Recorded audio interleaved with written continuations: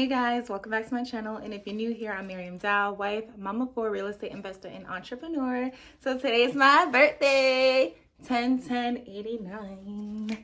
Today's my birthday, and for my birthday, I wanted to give you guys a gift and actually record a video because I've been slacking. I already know it's a new year. So today's video, I'm basically just going to be answering questions that you guys put in the comment section under my most popular video. I can't believe I have a video on YouTube that's over 30,000 views.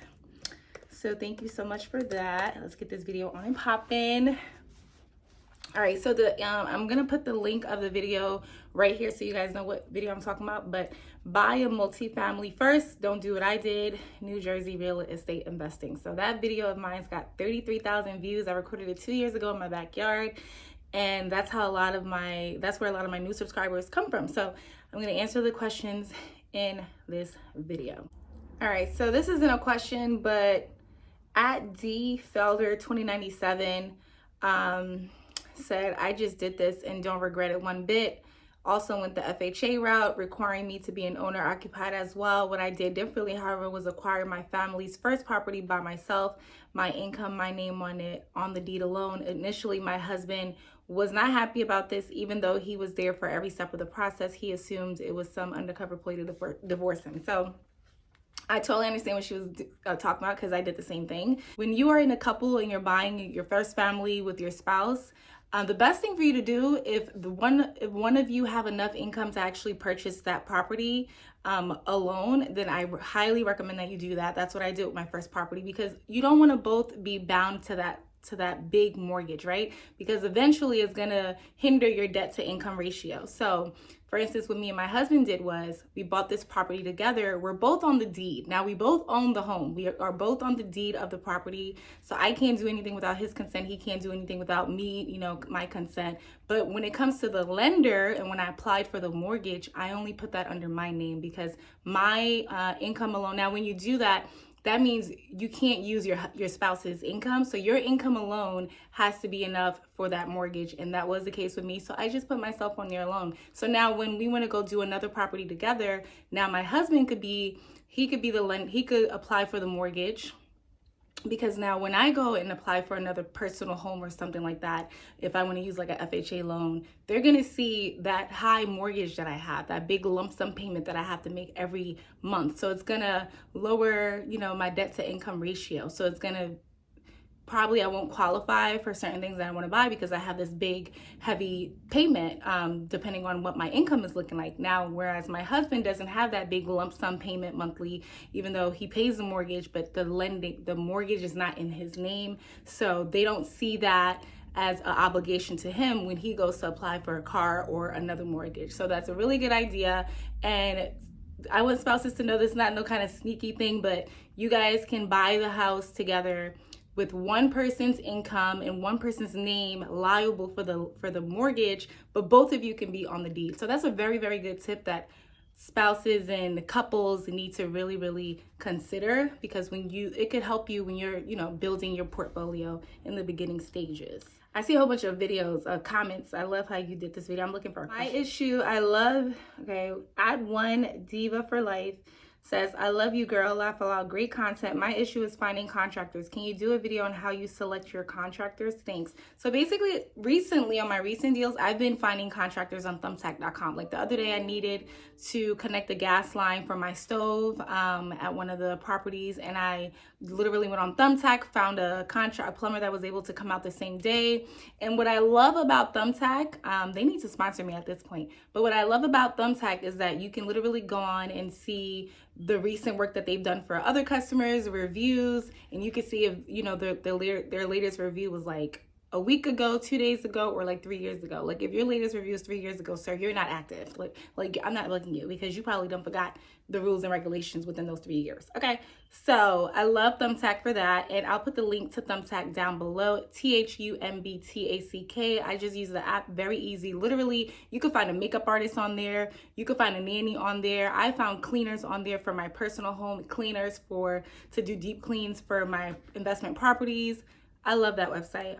And these subcontractors on Thumbtack, when they get your business, they are also, betting on you, giving them a good review too. So they make sure to put their best foot forward, do the work give you the same price. I even had someone install my Ring camera in my personal home about 2 weeks ago, and I found him on Thumbtack. So I love Thumbtack for contractors.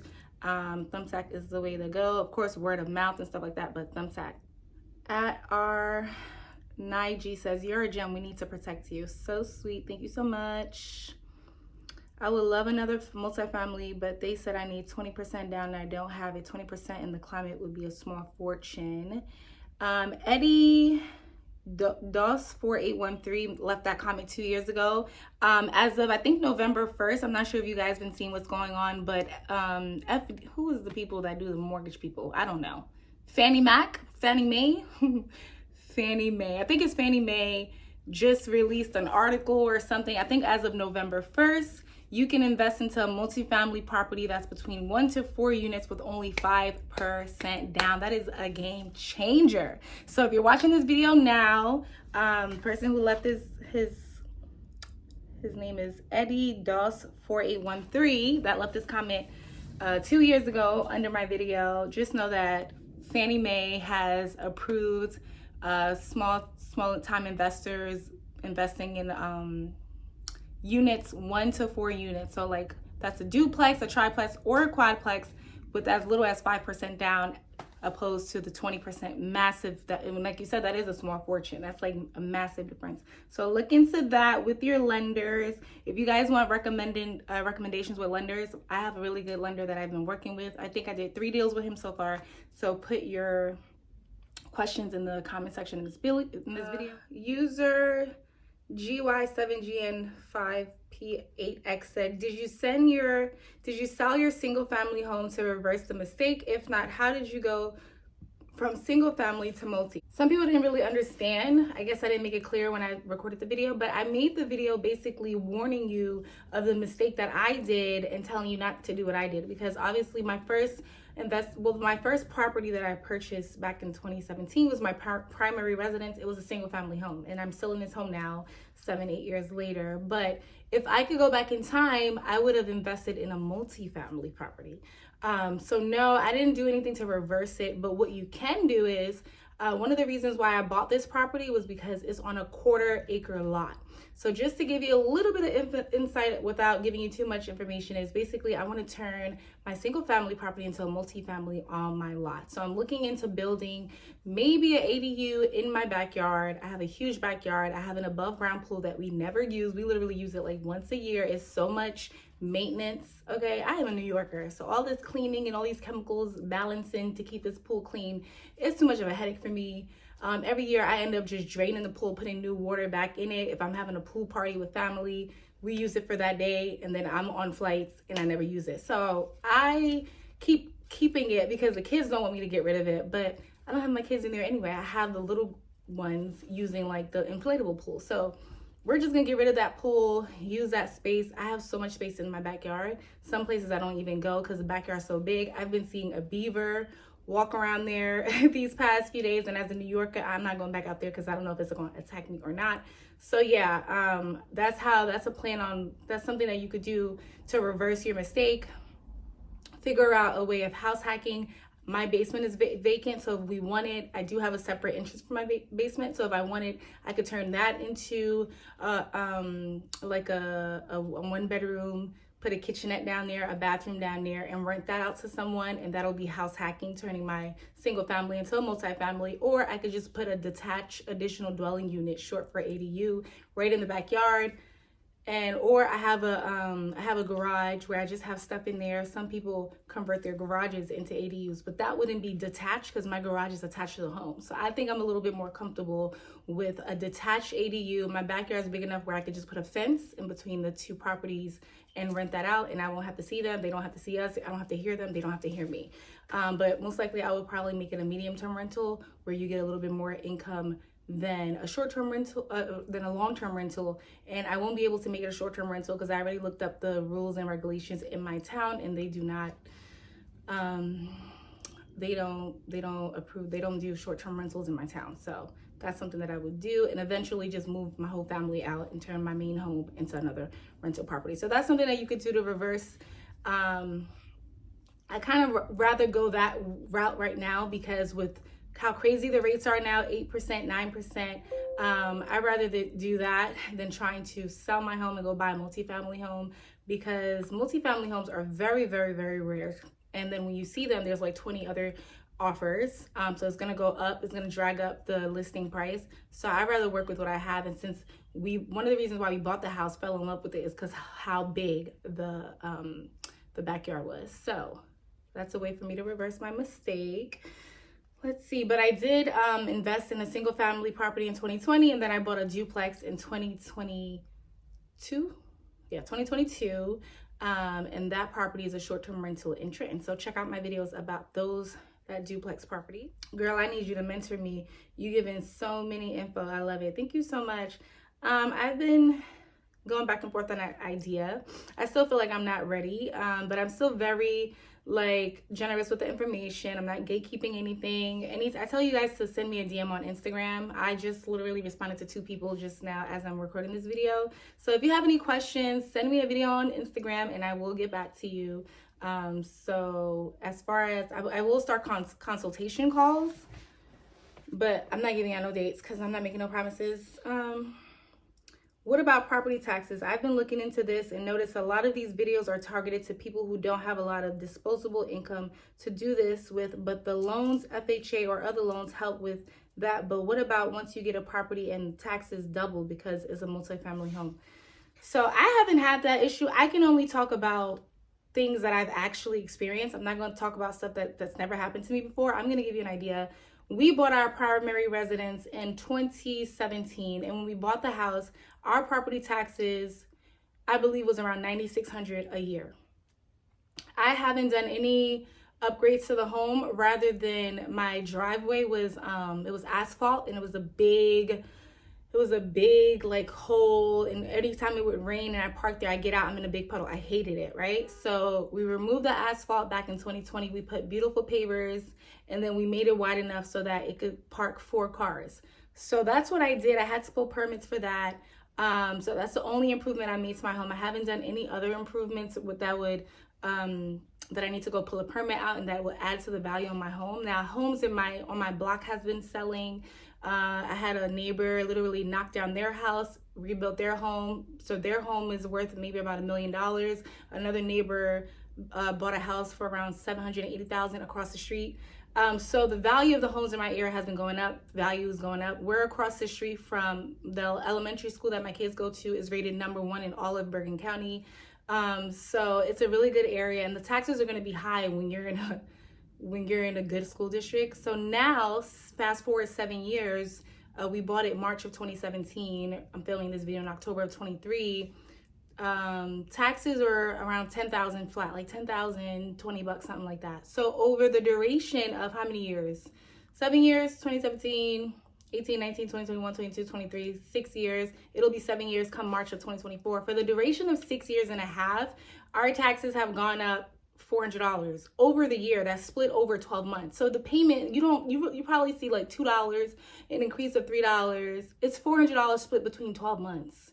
It's not that big of a deal. Now with the multifamily, I've only owned my multifamily property that I bought July of 2022 for a little bit over a year now. We're in October, so I've owned it a little bit over a year, and I haven't seen any changes with all the changes that I made. I haven't seen any changes in the taxes. So honestly, like, I know people do have analysis paralysis where you hear all these stories and how your taxes, I haven't heard of anyone taxes doubling. So like, my taxes didn't go from $9,600 to almost $20K overnight. It depends on the improvements you're doing, but I feel like that's highly not gonna happen. Okay, so I wouldn't let these kind of things fear you. And if it does double overnight, worst case scenario, you can sell the property. Like, you're most likely gonna get what you put into it out of it. Maybe you have a loss somewhere, but always buy a property with an exit strategy. If you're gonna be living there, you're gonna be saving so much money on living costs. You're probably gonna be living for free because your tenants are gonna be paying the mortgage for you, which allows you to save the income that you're making. So you have to look at the pros and the cons. I highly doubt anyone's more taxes doubling overnight. June de Los Angeles said, thank you. I do have a question. What problems did you have to navigate buying a multi when already have a single family well, back owned still, trying to figure out my place. So similar question to the other question I read earlier. I didn't get rid of the single family that I own because it's a great area. We bought it 7 years ago, and in this 6.5 years ago, and that time that we owned it, we've never refinanced. So we have a hell of a lot of equity that we have in the home. We can sell it. And to be honest, I was playing with the idea of selling it and buying another home, because when we bought this property almost 7 years ago, we had 2 children. My daughter was only 3 months, my son was 3. Now we have 4. So the family has grown, and the house is, I feel like we outgrown the house, but with so much equity in the home, we can easily do a HELOC, pull that equity out to make improvements on the home, to add some square footage to the home, also adding an additional dwelling unit in the backyard, and house hacking that way. So another thing is I've listened to a few podcasts, Real Estate Rookie, or Bigger Pockets, if you like that, for like newer investors like myself. This couple, they started learning about real estate, and they sold their single family. They bought a multifamily, they lived in it, they became landlords, but it eliminated their expenses. I think they bought like a triplex and a duplex, and with those 10 units they were able to quit their jobs. So you could literally start small. Start with a duplex, then from there, work with look for a triplex. A good place for you to look is go on loopnet.com, loopnet.com. I'll put the link down below. And like you can do is look up the broker that listed that, give them a call, let them know, hey, you're a new investor. Now they already have a list of people that they contact. So when they have a really good deal, they send it out to those people before even bothering to put it up on the LoopNet website. But yeah, maybe you can, build a good relationship with them, let them know you're serious, maybe send them a pre-approval letter, and then you never know, next time they get a deal before they list it, they can send that to you. So that's a good way of getting leads. Because a lot of times, like fourplexes, triplexes, duplexes is such a hot commodity that it doesn't even make it on the MLS. And the ones that do, the price get drived up crazy, or sometimes they're not the best deals. So keep that in mind. No, I didn't sell my single family. I still own it. It's worth $500,000. So no, I didn't sell it. I wish I had seen this video 2 years ago, because I was approved for $900,000. Instead of buying a multifamily home with the money, I built a townhome for $516,000 instead. And now I'm mad because after the house was completed, rates went from 3% to 5.75%. Damn, that's crazy. So basically, they built a townhouse, and it wasn't a fixed rate. They got to just go by the rate that it is when the house is done. So I guess they did their numbers thinking it was going to be around 3% or maybe a little bit higher, and it went up almost 3 points, 5.75%. So yeah, that sucks. I bought my first place through the NACA program. NACA.com is a great program for first-time home buyers to go in. And then, you know what, as a first-time home buyer, there's also down payment assistance programs. So you literally just Google it, down payment assistance programs, and it helps you with your down payment. And you don't have to be a first-time home buyer. Like, even though I've bought 4 or 5 homes already, I actually qualify for some of these things. So just look at the qualifications. Especially a lot of the single parents that send me messages, single moms, single dads that send me messages where income is really tight. When you're buying your first home, don't be so afraid. The information is out there, the resources are out there. It's just going to be a lot more paperwork, and the paperwork can get very annoying, but it's worth it in the end. So you could, your very first multifamily, you can do it with a down payment assistance program. So the down payment is, let's say, $20K on the property. Closing cost is $10K, altogether $30,000. All in all, you only have to come up with the closing costs, because they're paying for your down payment. Deborah Clark 900 said, I live in a different state from where I want to buy.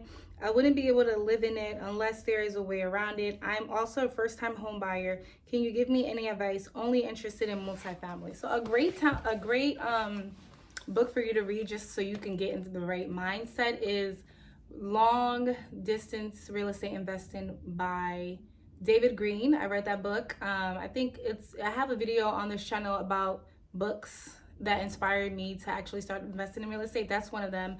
I will put an image of it here, or I'll put the Amazon link for the book in the comments. And basically what you would do is, you know, you already have the market. I was looking to invest in Cleveland, Ohio, because it's like so inexpensive. It's about an hour flight away from me here in New York, less than 2 hours, I believe. So I was definitely looking into that. And first thing you would do is contact a realtor. If you're not on BiggerPockets, it's a great way for you to look for other real estate professionals. So you can literally look for real estate investors in Ohio that you could maybe partner up with. You can look for realtors in Ohio that's looking for business. A lot of them are engaging within the comments of Ohio. You can start by going to biggerpockets.com, go to the forums, and literally put in investing in the whatever town you're looking in. And I was looking in Ohio, looking to invest in Cleveland, Ohio, and I saw a whole bunch of previous posts that came up. And then you look at the realtors who responded, you send them a message. So you find a realtor that way and you start looking at it. And like I said, Fannie Mae or Fannie Mac, I think it's Fannie Mae. I think when I say Fannie Mac, I'm thinking of a Big Mac. Fannie Mae just released an article or something that as of November, people investing in real estate, multifamilies between 1 to 4 units, which means a single family, a duplex, a triplex, or a quadplex, can only put 5% down. So I don't know if you have to live in it or not. Look in the guidelines of that. But I see multifamilies for sale in Cleveland, Ohio for $40,000, $50,000, $60,000. Like you can go on the MLS right now, you're gonna see some duplexes for sale for 60, 70 grand. So even when you have to put about, if you live in it, you put, I think you only put about 3.5%. But if you're gonna be buying it as an investment property and you have to put 10 to 20% down, it's still very inexpensive as opposed to buying homes for $500,000. So that's how you can get into an investment property, by investing in a property, you know, in a different state. Whereas you can get the property of a multifamily for under $100,000, and it should be so much more affordable that way. And again, with the down payment, you can apply for down payment assistance programs. There's grants out there for first-time home buyers. So you could definitely look into that. And in that case, you don't have to live in the home. So look into that. That's my advice to you. I have an FHA loan and I'm renting 2 of the 3 rooms.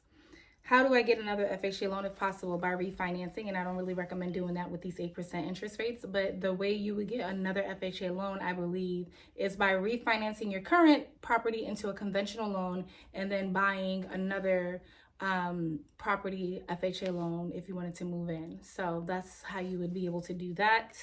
Now, if you, Fannie Mae, I believe, allows you to have up to 10 loans in your name, and those are conventional loans. So let me see.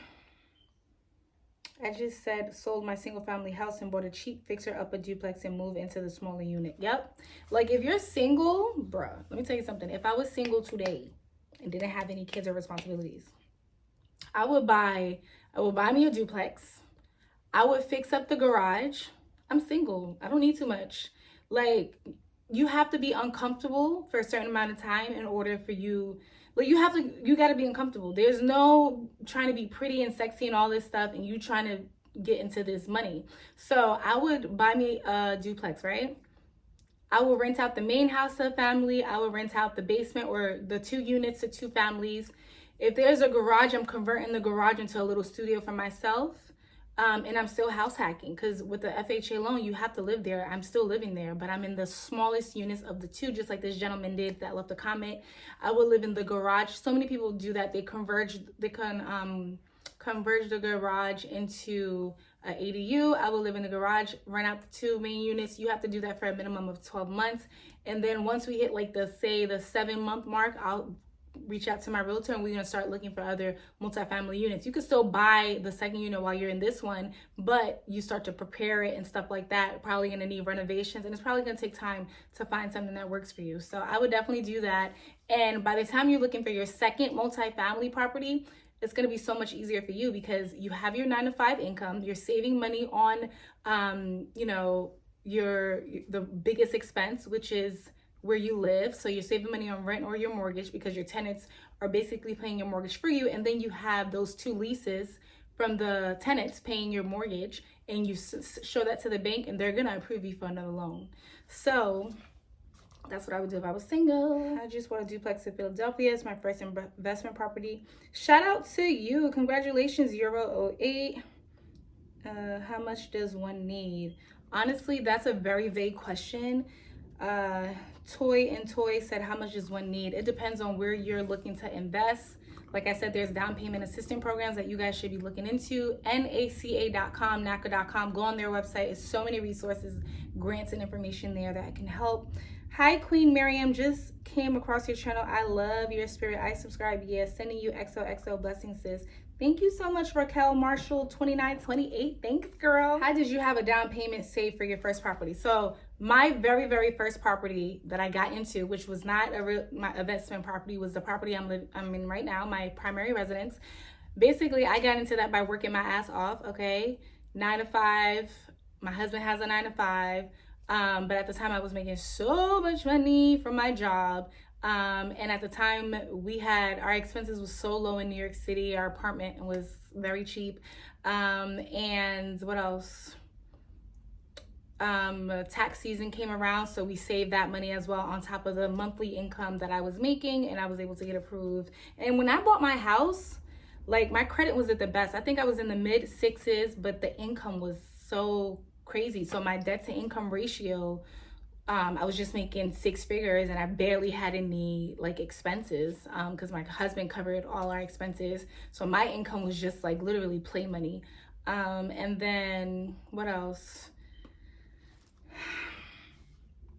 Just a little tip, like, if you're looking to go into a market where you're making good money, sales jobs, like jobs where you get a base but then commission. So like car dealerships, car salesmen, jobs like that, you probably don't want to do that, for a long amount of time, because it's very stressful kind of environment. But I was in I'm in a marketing position, but a sales position. So I get a lot of commission, and that's how I was making all that money. And then I only had 2 credit cards. I think I had 2 credit cards from Capital One. One was like $2,000, the other one was like $500. So when I bought my first property, I literally had no debt. So that's that. I think, yeah, student loans, but that's how did you have a down payment saved for your property?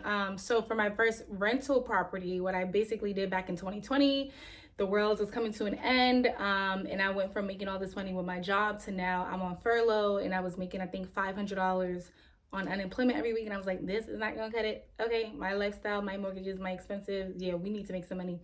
So what I did was, T. Rowe Price was my 401 holding company bank at the time. They were doing something where, since the world was coming to an end, they allowed people to take money from their 401ks, but it was like a very minimal penalty. So I think there was like a 20% penalty plus 10% tax or something like that. They removed the penalty altogether. So it went from initially 30% penalty with the 2 combined to just 10%. So I liquidated my entire 401k. I left maybe like a few thousand in there, 2,000-3,000, and I took everything, and that's what the cash that I use to go and buy a property. Because at the time when I was trying to buy a property, no lender was trying to lend me money, because technically I'm unemployed because I'm on furlough. We don't know what's going on. We don't know when we're gonna go back to work. So I liquidated my 401k and bought the property cash. So that's where I got the initial fund. So if anyone have 401k, that's definitely a good idea. There's probably gonna be some high penalties, but I'm making more return on investment with my investment property now than I ever was in that 401k. 470 says, how about buying one with the DSCR loan? So I actually did this in 2022. Yeah. So the first investment property I bought was November of 2020. Then we were done with rehab and all renovations in March of 2021. That's when I got my CO. That's when I started screening tenants, and I was like, I'm not about this life, because these tenants is lying. I kept catching them in lies. So September, I decided to just spend another 12 grand on furniture, and bought furniture and made it made it a short-term rental, made it an Airbnb, and that was in September 2020, and that was doing really good. So then I think February or March of 2022 was when I wanted to do my first refinance. So I was doing a BRRRR, which is buy, rehab, rent, refinance, repeat. So I did a DSCR loan, because the loans that I was trying to do a regular refinance for, they want to see like a tenant lease or something like that. So my lender recommended a DSCR loan, and basically what they do is they take the income that you're making from the property. I forgot the qualifications, but I did qualify because I did this last year. I did this like March or February of 2022. We're now October 2023, but I do know that I qualified, and I was able to get income out of that property. The loan and everything came out to like 101,000. So I went from having no mortgage to now I have a mortgage, but in return of that mortgage, I got 101,000, and I used that cash to then go and buy my second investment property. And that's what I did. So DSCR loans, they have different things that they look at that regular it's less paperwork. I remember that for sure. And I was able to, when I first bought the property, I bought it in my name, but when I did the refinance with the DSCR loan into a DSCR loan, I was able to do it into my LLC. So I was really happy about that. And what else? Yeah, just talk to your local lender about DSCR loans and they'll let you know if you qualify. And basically, I remember I needed to provide a lot of paperwork with like my LLC, the structure. They wanted to see like if I was the sole owner. They needed to see that. They needed to see at least some tax information. At the time, I have filed taxes for the previous year, 2020. No, for the previous, well, I bought the property in 2020, so I did file some taxes on it, but there was no income. And then 2021, I did get some income from September to December. So the taxes that I provided them when I applied for this loan back in 2022 was taxes of 2021, and it did show some income. And they were able to see all those deposits, so I got approved for the loan, and that's what I did. Mo Fraz 4216 says, if a duplex around 330,000, what will down payment and closing be with FHA loan? It depends. Like, you dictate how much of a down payment you want to put down. So if you want to put down 20%, if you have, I think it's as little as 3.5%. So you just have to do the math, 300,000 times 3.5%. And it depends on the interest rate too. So it's hard to do the math with this because you have to tie in the interest rate. And right now these interest rates are around 8%. So you can use like a real estate calculator as well. If you go to biggerpockets.com, they have real estate calculators that you can use.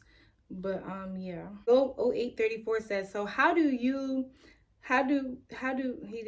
keep getting approved for more properties? Is it because you're using rental income and claiming it? How do you keep getting approved for rental properties? I don't know if he knows I'm buying these properties cash. So my first property, I bought cash because it was in the middle of the pandemic and a lender was not willing to lend me money. At the time, like hard money lenders want to see that you have experience, and that was my first deal, so they wasn't effing with me. So I just bought it cash. Second property that I bought, we bought cash. We took the funds from my first BRRRR, which I just explained, from the DSCR loan. I did a refinance. I took the cash from that, combined some income with my husband, and then we bought the second property. Third property was a partnership with my sister. We didn't buy that cash, but we did it with a loan. And again, the same method that I explained in the beginning of this video, since I already have my primary residence as a huge debt that I have on my monthly, expenses, we put the loan only in my sister's name, and her income was able, she could afford it, and we put that duplex in her name in the lending portion. So the loan itself is only in her name, but both of our names are on the deed. So that's how I keep getting approved, because I'm being clever with it. The next property I buy, and then again, those two properties. So the first investment property is in my LLC. The second investment property that I bought my husband is also in my LLC. So if you look up my social security right now, you'll only see this primary residence. You won't see those other two properties. One of the properties have a loan because I refinanced, and the other one's cash. So I'm just paying property taxes. And then, so it's like I'm recycling the same money that I pulled out from my 401k back in 2020. And with my sister, I used some of those funds that I had left over from the BRRRR into her deal, and we went on it half and half, and we only put, I think we put 20K down, something like that, and we split everything. So it was inexpensive because we split it, and that was with the loan. So a big portion of that has a mortgage on it. So that's how I keep getting approved. Now, if I'm ready to go buy another property, I can do that and put it in an LLC name, or my husband could buy it because he has no mortgages in his name as of the moment. Did you sell your single family, then buy a multi 007 nameless? No, I didn't sell my single family. I still have it. Is it best to start an LLC to get multi units? Garden 508. I would say no, to be honest, because having an LLC comes with expenses. I file taxes on it every year. So I include it when I file my taxes. There's little expenses that come with it. I have a virtual address for my LLC. So I have to pay for that. I have a phone number. Because when you're applying for banks and stuff like that and they're asking you this information, it's so much better if you have like an actual address. Because when you go to Chase right now and say you want you want $100,000 business loan, they're going to look up the LLC. And if it's a home address, sometimes you don't really, it's less likely that you're going to get approved for that loan. So I have a virtual address that I pay for. I think it's iPost or something like that. I got to pick the city. I have a phone number that I pay for monthly. So it comes with expenses. So, but I'm making money. So if you're not really making money yet, then you could easily just purchase it in your name, because when you're purchasing it in your own name, though, it's less expensive. When you're going to buy it as an investment property, it comes with a bigger investment property. They're gonna be like, oh, she got money because she got money to invest. Then you gotta come out 20%, all this higher. So just do it in your name. You could easily refinance it into your name later on. And that's what I did with the other property. And I'm literally learning as I go. Like when I bought the first property, I don't know why. I didn't think to buy it in my name, but as soon as I hired a contractor, I went and I had an LLC made, and I went to the bank at Chase and I opened a business bank account with the EIN number with the LLC, and that's how I was paying my contractor. And that's the same account now that all my deposits from my Airbnb goes into. So I know to do that. I knew to do that, but I don't know. I didn't buy it. I just bought it in my name. I just wanted it to be quick, 2-week closing, no contingency. So I just did it quickly. Rory Breaker 8897 says, start a sober living house with 2 people in each bedroom. I actually watched a video. This guy called Real Estate Guru, and his slogan is, I'm not a guru, I'm a duru, because I actually do this business. I love him. He's on, he has a YouTube channel, and he interviewed someone. I'll probably put the link of the video down below. He interviewed someone who actually buys properties, and he rents out by room for, like, sometimes when criminals, it's hard for them to find an apartment because of their past and stuff like that. So, and he does something like that. He makes money, which is very similar to like renting room by room for college students and stuff like that. So I wouldn't be against that. I love all the information you share and how responsive you are in the comments. Thank you for sharing wealth of knowledge. Guys, I think I answered a good amount of questions. And today's my birthday, so I'm not trying to be doing this all day. Hopefully I'll try to drop this video today on my actual birthday. I'm gonna do a few videos. So thank you so much for watching. I'm about to be on YouTube for 3 years. I'm trying to get to 10,000 subscribers by December, y'all. That is my goal. I'm not waiting till the new year. So that means in order for me to get that, I need to crank up the videos, and I understand that. And I saw a quote, someone said the quote the other day, that the reward you're looking for, I'm going to paraphrase it, I don't remember word by word, but the reward you're looking for is in the work you're avoiding. That's crazy, right? Slacking, and I'm talking to all of us, we're slacking. We know what we need to do, but we just not doing it. I've been sitting here watching all this Netflix, and I know, like, when I start to slack is because I'm tired. I did all the traveling, I was jet lagged, it was back to school, my kids' birthdays. So I'm like, I'll post a video tomorrow, I'll record a video tomorrow, I'll do this tomorrow. And we're going on all these months without me posting. But I noticed, like, when I start to put the work in, like, I barely watch TV. When I'm reading and I'm journaling and I'm getting back in my, my bag. So I'm gonna be getting back in my bag, but I just wanted to leave this video with that quote. The results that you're looking for is in the work that you're avoiding. So let's get to work. And today's my birthday, Libra season. Thank you so much for watching, guys. I'll see you in the next video. Bye.